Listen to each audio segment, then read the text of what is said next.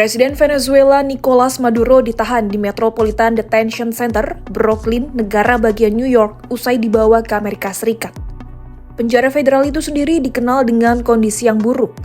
Sejumlah laporan menyebut fasilitas penjara MDC kekurangan staf kronis, rawan kekerasan antar pidana, hingga pemadaman listrik berkepanjangan. Penjara MDC dibangun pada era 1990-an sebagai respons atas kepadatan penjara di wilayah New York. Namun seiring waktu, penjara ini justru mendapat sorotan karena sarana yang tidak memadai.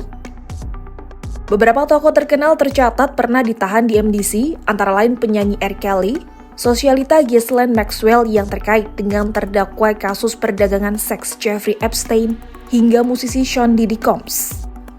Sosok yang diduga pemimpin kartel narkoba, Ismael El Mayo Zambada Garcia, juga pernah mendekam di penjara kumuh rawan penusukan itu. Pengacara Mark Agnifilo dalam sidang tahun 2024 saat membela kliennya, Sean Combs alias P. Diddy, sempat mengungkapkan bahwa sulit menjadi narapidana di penjara MDC. Menurutnya, kondisi penjara itu bisa menyulitkan persiapan persidangan. Kekerasan di penjara federal itu disebut menjadi hal yang kerap terjadi. Pada pertengahan 2024, seorang narapidana tewas ditikam. Lalu sebulan berselang, napi lain dikabarkan meninggal akibat perkelahian.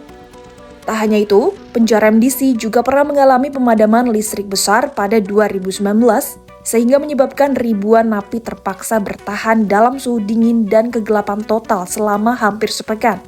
Insiden tersebut lantas memicu investigasi Departemen Kehakiman AS yang berujung pada kompensasi sebesar 10 juta dolar AS atau sekitar 167,17 miliar rupiah untuk 1.600 tahanan terdampak. Dalam gugatan yang diajukan, disebutkan bahwa para tahanan dikurung berhari-hari di sel gelap dan tak higienis dengan toilet rusak dan fasilitas sanitasi yang minim.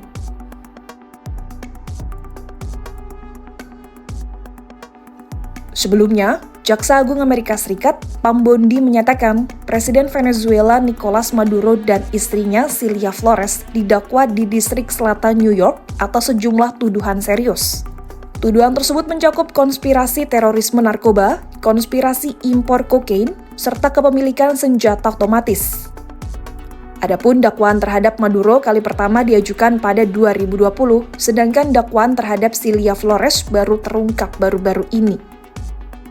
Pada Agustus 2025 lalu, pemerintahan Presiden AS Donald Trump menggandakan imbalan untuk informasi penangkapan Maduro menjadi 50 juta dolar AS atau sekitar 835,5 miliar rupiah.